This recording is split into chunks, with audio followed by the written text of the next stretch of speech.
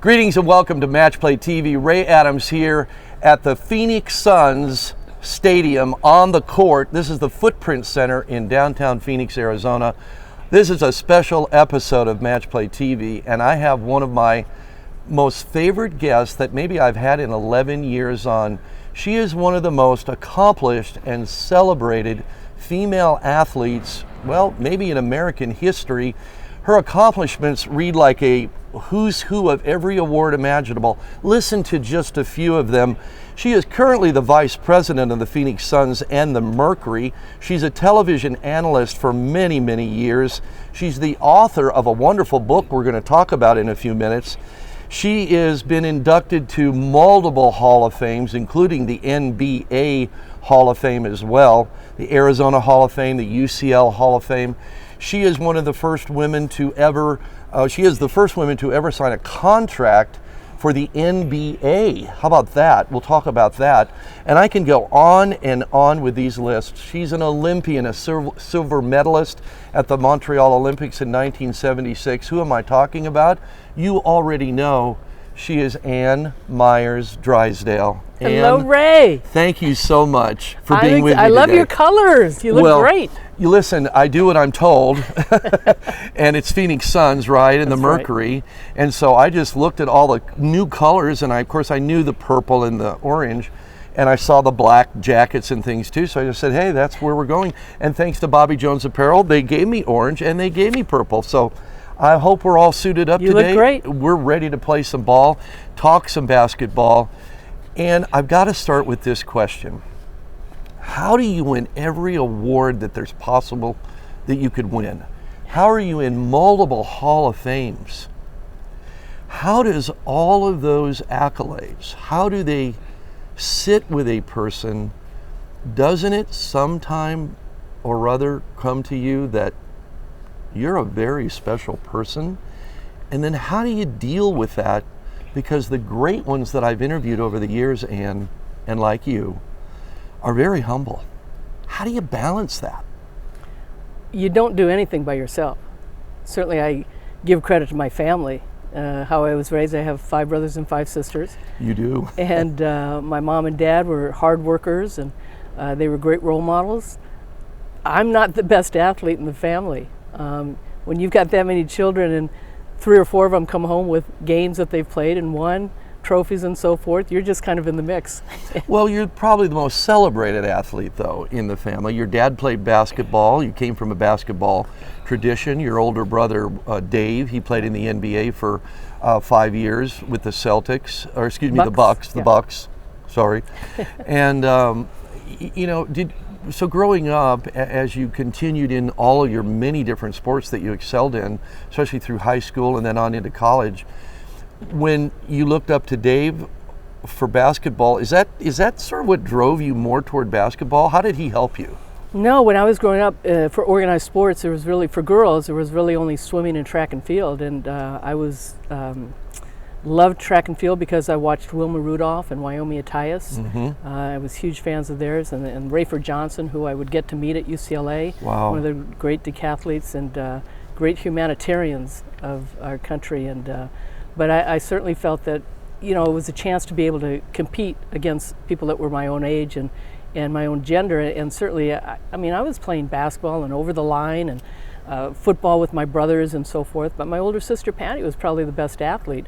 She won a championship at Cal State Fullerton playing basketball, played pro softball. And so I saw women, back in the 60s that were competing. So when I hear these athletes today say, well, we didn't have a role model, I'm thinking, okay, the WNBA has been around 25 years, but there's been a lot of women that have opened doors for us. Well, before that, the precursor to that was the Women's Professional Basketball League, which you played in, correct? Right, the WBL. But, for me, as a 4th grader, I read a book on Babe Didrikson-Zaharias. Oh, yeah. 1932 Olympian.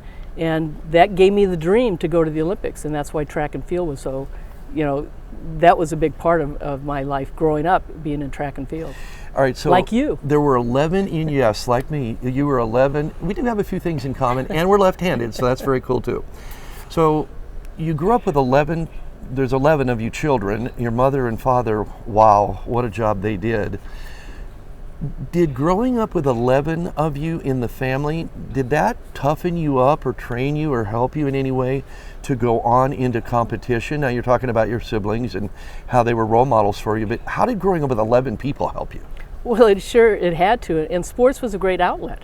And being competitive, whether we were playing kick the can, hide and seek, or over the line, or hitting tennis balls, or whatever it was, we were all competitive, and we'd go out and play on the playgrounds. Was between two brothers, my brother David and Jeff, and so I would go out and play with them. But if I came home crying, they said, if you keep crying to mom and dad, you're not going to play. So you do have to toughen up. We've had some other ladies say, if you cry, sorry, you're out. That's right. All right, let's get you into college, UCLA. You're the first female athlete in NCAA history to be given a full 4-year scholarship. How did that come about, and what kind of a barrier did that break? You know, I've just been in the right place at the right time. I really have. When Title IX came into existence in 1972, and 1975 I was a freshman at UCLA, but in 1974 I was going to play on the boys' high school team. I did in the summer league. And when you're in high school, you kind of go through changes and so forth, so I was talked out of it.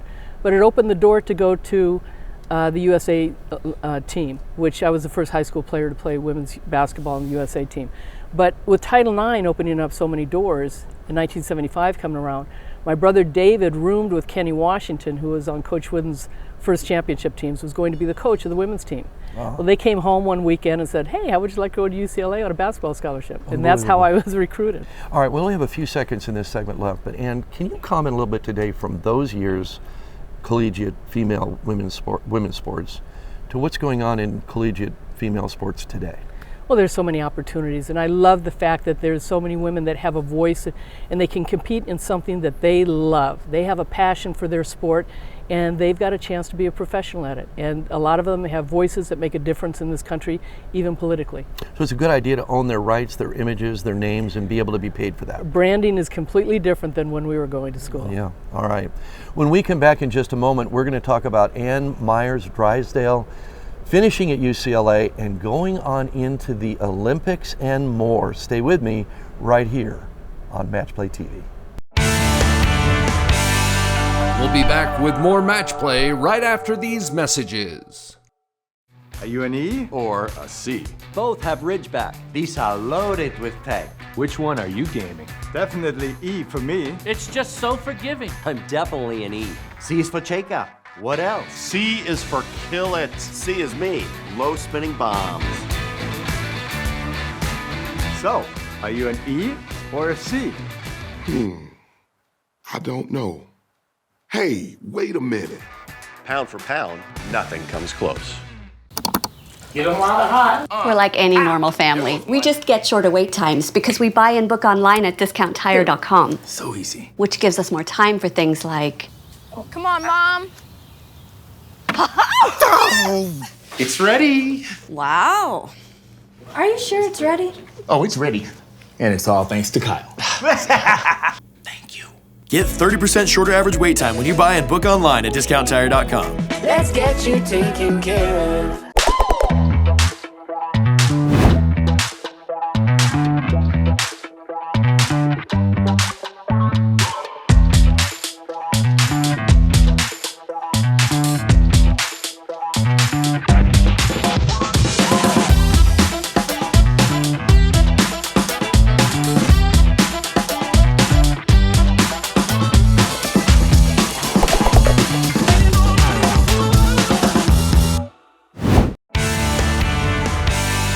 Now back to Match Play with your host, Ray Adams.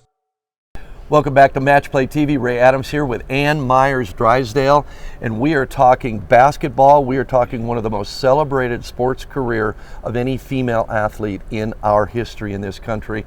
And thank you so much again for joining me. And listen, I've got to ask you, 1976, Montreal, you finish UCLA with an unbelievable basketball and sports career as a Bruin, and then you have an opportunity to go to the Olympics. And we talked about that in the first segment. So how did that come about? What was that like? And the Russians beat you. But that's okay. We've got a silver medal right there, folks. Again, it was a lot different, and I played 7 sports in high school, and track and field was the sport that I wanted to go to the Olympics in, but basketball kind of led me a different way. 1976, I was a sophomore at UCLA and made the USA team. That was the very first year they had women's basketball in the Olympics. The Soviet team had been together like 10 years, and their average line was 6'6". They had a center that was 7 foot. So Uliana Semenova, if you think of Shaquille O'Neal, that's how big Uliana was. But we won silver. It was a round robin. You didn't have as many teams. Okay. And but the Soviets just dominated. They always had. And but to win silver for us, when a lot of people didn't think that we were going to be there, was huge. And so after my sophomore year, we win.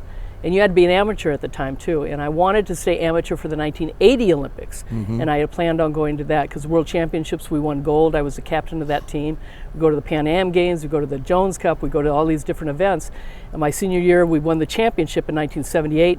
After that, they started the WBL, the Women's Pro League. I was the #1 draft pick, but wanted to stay amateur.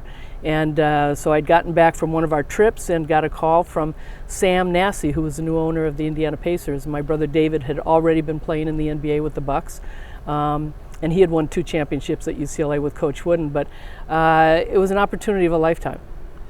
All right, now take me through, as the first female to ever be given a contract for $50,000, and it was a no-cut contract. Now tell us what that means and how that impacted you at that time, because $50,000, folks, is a ton of money today. Forget about in those years. How did that come about? Indiana Pacers, what happened? Well, it was a difficult decision for me. As I said, I wanted to go to the 1980 Olympics again. The WBL was already had a year under its belt.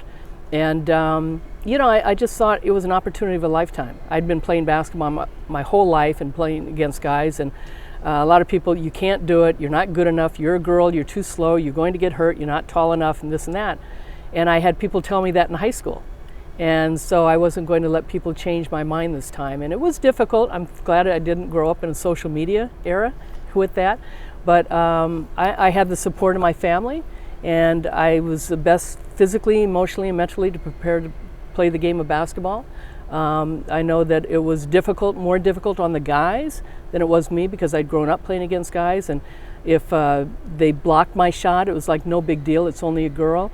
If I made a shot, you let some girl beat you. You know, so it weighs on the guys a lot more than it did on me. Yeah. So what ended up happening, and how did that play out? Because I know that you went on to be an analyst of 3 Olympics. You went on to be a color analyst for basketball. Tell us how that transitioned. Actually, it was 6 Olympics. 6 Olympics I've been able to broadcast for ABC and for NBC. But you know, the broadcasting, it opened the door. I took some classes at UCLA. I had a professor that really impacted me. But the Indiana Pacers opened up the door. It was also the very first year of the ESPN. And so they were hiring women too. And so I did softball, volleyball, and basketball for them. And I've been in broadcasting 45 years.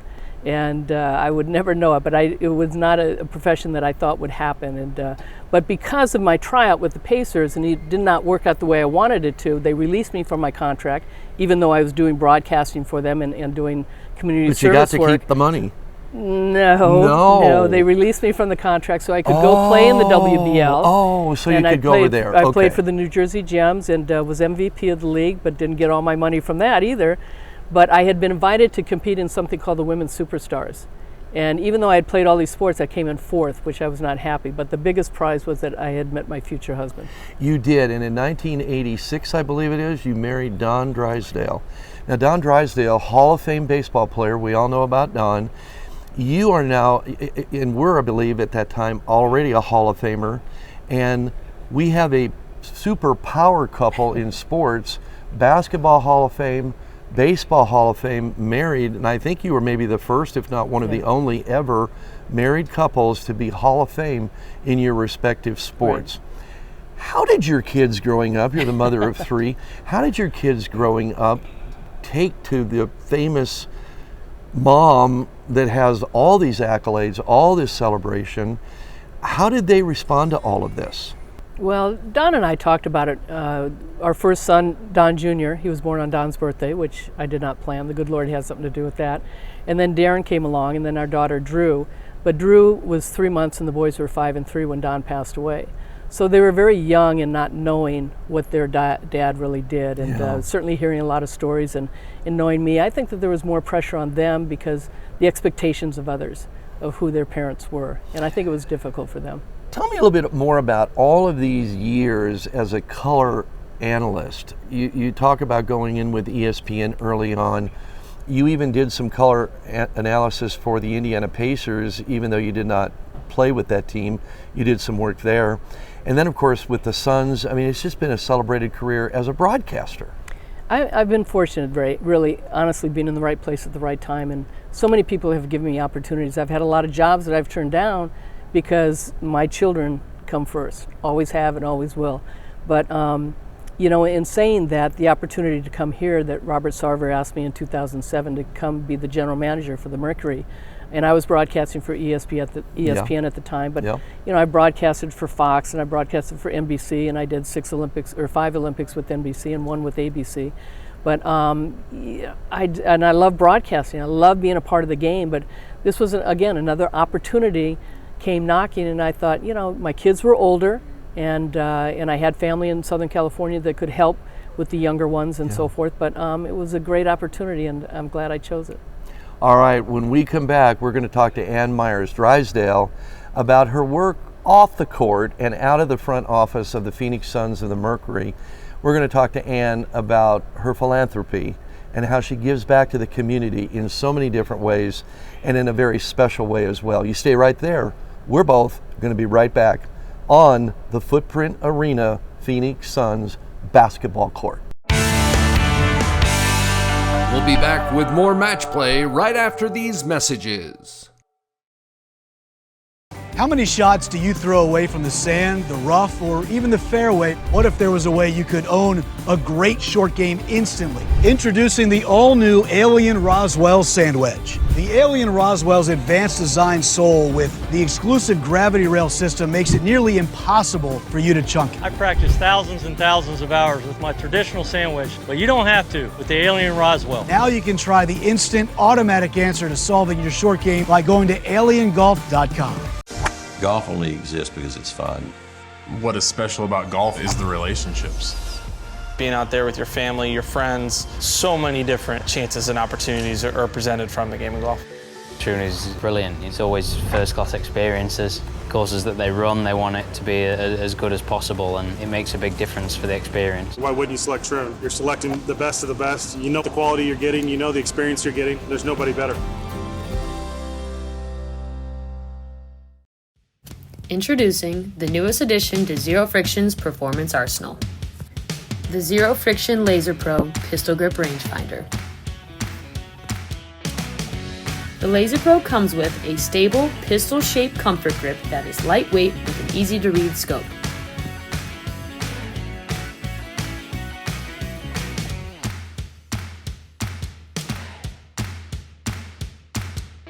The device vibrates when you are zeroed in on your target and conforms with USGA and USGA handicap guidelines.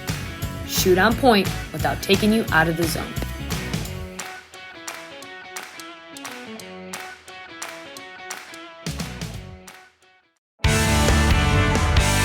And now back to match play with your host, Ray Adams. All right, welcome back with Ann Meyers Drysdale here at the Footprint Center in Phoenix, Arizona, the home of the Phoenix Suns and the Mercury on the court. I love basketball. I did play a little bit in high school, and you're the vice president of the Phoenix Suns and the Mercury. You do some analysts as well. And I got to tell you that it's just a lot of fun to be here. And this book has been a big hit. Folks, she's written a book called You Let Some Girl Beat You. Now, I love the title. I've got 3 daughters, so I bow to this. Tell me the purpose of the book, tell me the story of the book, and then tell me how we tie the title in. You let some girl beat you? Well, as I said, when I was in 4th grade, I read a book on Bae-Dusan Zaharias, and that gave me a dream. And I never wanted to write a book. I didn't think my story was very imaginable or important. But honestly, coming here and the X Factor fans, a lot of them came up to me and so forth, and Joni Ravenna, who helped write the book. It took me 2.5 years because I'm not about me. It was very uncomfortable telling stories and what was going to be put in the book. But was it cathartic, like a lot of people say when they write a book? They say, I didn't really want to do it. It was tough for me to do it. I'm not really an author, but I did it. And after I got done with it, I got so much out of my system that it was a catharsis for you, or no, it wasn't? No. You didn't want to do it? Bad analogy. You went fighting and screaming all the way. You didn't want to do it? I did. No, I really didn't. Tell me about how you feel about it today. But I'm today. grateful that I did. Okay. And for my children and for my family, just to tell my story, because there's not enough stories on women athletes that are out there. And I know there's many, many more that are just as important. So if you folks read this book and tell us, what's the one thing that they're going to walk away with that's going to help them? Look into your camera and let's help the folks. My saying is, when you get an opportunity, take it. Don't look back in life and say, what if? I woulda, shoulda, coulda. And there are lots of opportunities. You may fail, you may succeed, but just keep pushing forward. How do we overcome the fear of failure? And many people have the fear of success. Failure is not fatal, success is not final, courage that counts. Wow. Ann Meyers Drysdale, words of wisdom.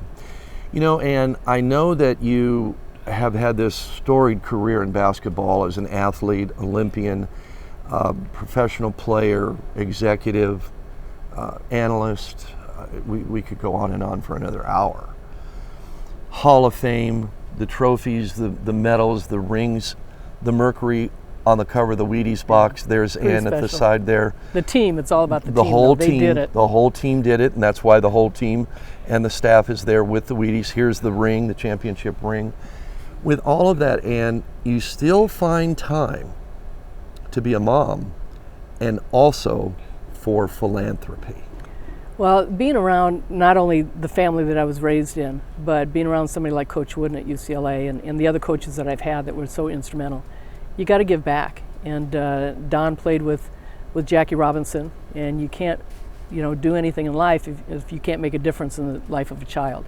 And certainly being with the Phoenix Mercury and the Phoenix Suns have given me the opportunity to be here in Arizona to be able to give back. And I know Elevate Phoenix is one that I've been involved with since day one, and there are several others, but it's really been a passion of mine. All right, Ann, you talk about Elevate Phoenix, and I've been involved with Elevate Phoenix myself now for a number of years. How we didn't run across each other's path, I don't know, but we've done it today.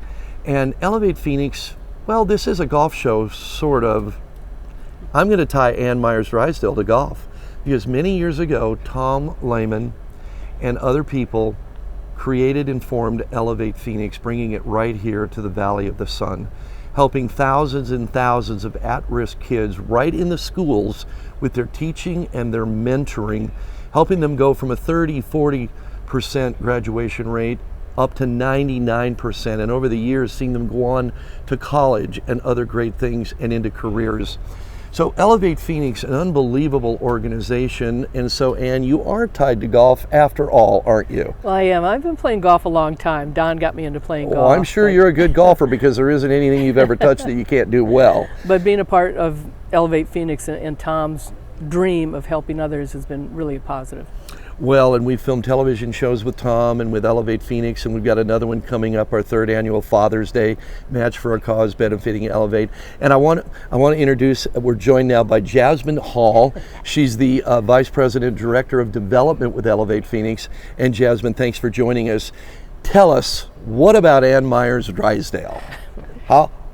Keep going. Talk about Elevate Phoenix first. I literally can't speak highly enough about Annie and her being one of our founding board members. Well, and the breakfast. Our breakfast is one of her passions, right? Tell me about it. Annie, we do an awards breakfast that we actually wanted to honor all of our support staff and our teachers and everybody who helped us be credible in the schools. And we were able to actually name this award after her brother and her sister, and that was because they both were educators themselves. Oh, yes, that's right. Your brother, after his MBA career, right, went on to become a teacher. Elementary school teacher. Yeah. Both my sister and brother have passed away since, but it's important that their name carries on. Yes. So we're actually able to not only recognize our educators, how they have elevated elevate in the communities. And it was Annie's passion that we put together this Dare to Dream scholarship. And that allows all of our kids who were once dropping out at that 52%, go through our program, graduate at 98%, and then have an opportunity to go on and have another passion. So going on with a post-secondary plan, or whether that's college, a trade, a certificate, military, or workforce, it all started right here at this breakfast. And we were able to say, you know what, even if college is not for you, at least try it, right? And so we give them a scholarship during the Rise Summer Bridge College program, where I actually get to be their first college instructor. We scholarship them because of Annie and all of the men and supporters. Well, and we've celebrated athletes as the face of Elevate Phoenix to the general public and to the media. You've got Tom Lehman, Open Championship winner, now a very incredibly accomplished Champions Tour player, many years on the PGA Tour, of course, and we have Ann Meyers Drysdale. I mean, really, you have a celebrated woman, a celebrated man, you've got basketball and other sports, you've got golf. I mean, what else does Elevate Phoenix need? Tell them at the camera, Jasmine, how can they get involved with Elevate Phoenix as well and change the lives of the kids? Well, Elevate Phoenix, we look to have people who wanted to continue join us in our mission to deliver long-term, life-changing relationships with all of our youth. And you do that by just simply saying yes. You go to our website at www.elevatephoenix.org, and you just get a part of the many different opportunities, such as watching the Tom Lehman's Match Play Father's Day for a Cause. We have Annie's Awards Breakfast coming up in probably May. So we are going to be having and celebrating our educators and being able to do a full support with Annie once again. Can I go to that? Please, you better be there. Oh, thank you. And then, of course, we have our big invitational. But there's things all year round that when we find people who want to truly be a part of the mission, we want those long-term supporters and donors and people who just really want to impact the lives of our future leaders. So we can't do it without you. And we've had a lot of people in the community buy in, and they're so supportive. Yeah, they have. All right, Jasmine Hall from Elevate Phoenix, thank you so much. ElevatePhoenix.org, don't forget that. And Ann Meyers Drysdale, let me give you the final last word. What do the folks need to know? Come to the Suns and Mercury games and support Elevate Phoenix. Absolutely. All right, there they are, Jasmine Hall from Elevate Phoenix, Ann Meyers Drysdale. Thank you so much for being with me today on Match Play TV. And you too, thanks for joining us, and stay tuned for more on Match Play TV.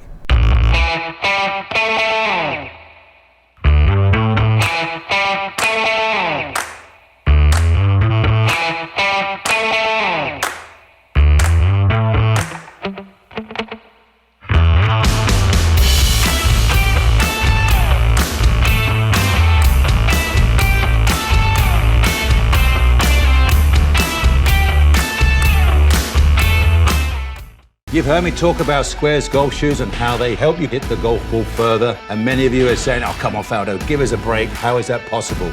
But yes, they do. And it's proven with science. What we noticed with the Square shoes was the shoe keeps the pressure in a more stable fashion towards inside of the trail heel, allowing pressure to get to the lead side, generating much more club head speed and distance gain. Visit squares.com. Change your shoes, change your game. Squares, the distance golf shoe.